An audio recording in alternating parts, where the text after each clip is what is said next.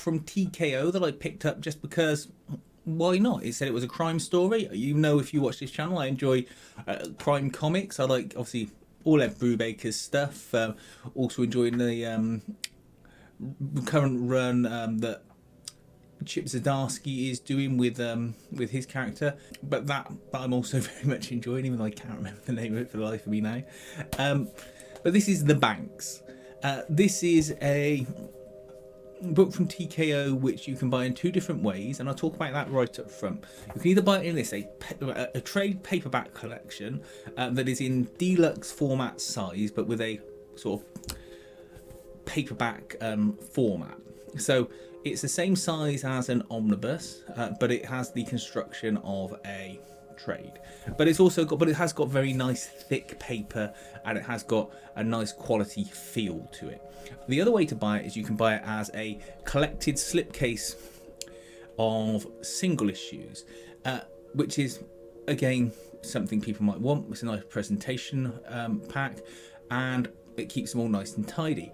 I personally think this is the way forward for comic book sales.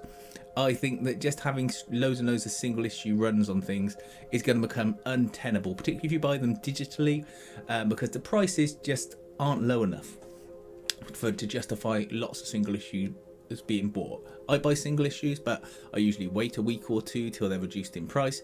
The people I tend to buy them off aren't Marvel or DC with their bloody £3 or £4 a single issue. I like my single issue stories from people like Dynamite.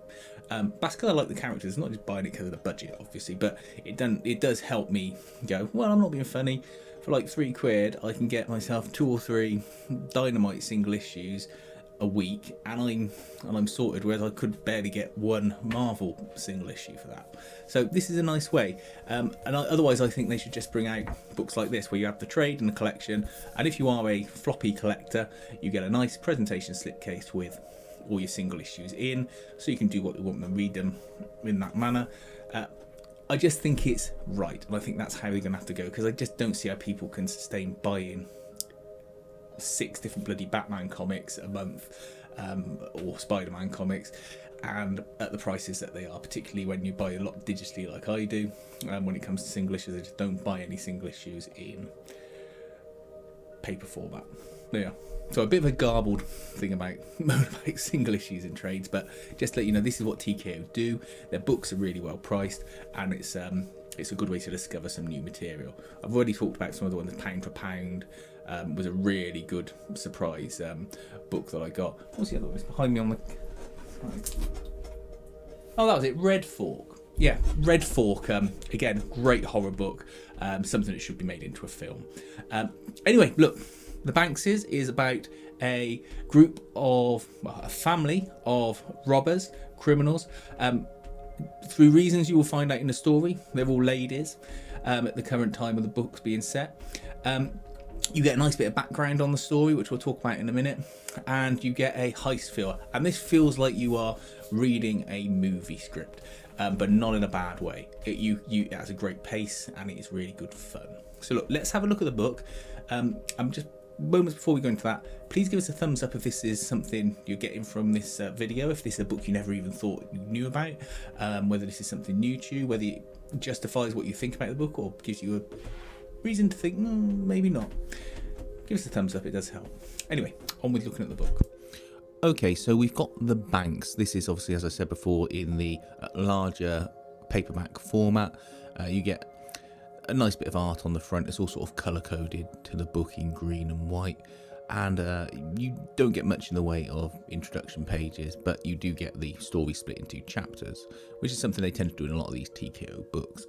You see different time periods during this story, in the current era and in the 50s and 60s, where you see the grandmother character in the book hooking up with the grandfather. He teaches her how to steal. For reasons in the book, the grandfather goes to jail, and you end up with the women of the family having to do a heist, and it turns out that the heist is from the person who betrayed the grandfather and put him in jail and ultimately killed him. It's a fun story. It's like reading a script for a action film, a thriller film. It's got good characters. I enjoyed it. There wasn't a dull patch in it. Everyone's got their own motivations and feels realistic. The three women are all different. They're not all just clones of each other. And I just thought it was a really good book to read. And I got it for a really good price too, which does always help. I know some people don't like me saying that, but it does help. I would say if you want a nice story, give this a go. Okay, so that was the book. Say, good book. I enjoyed it. Got it nice and cheap. The price is currently going for, I shall throw a show on screen right now.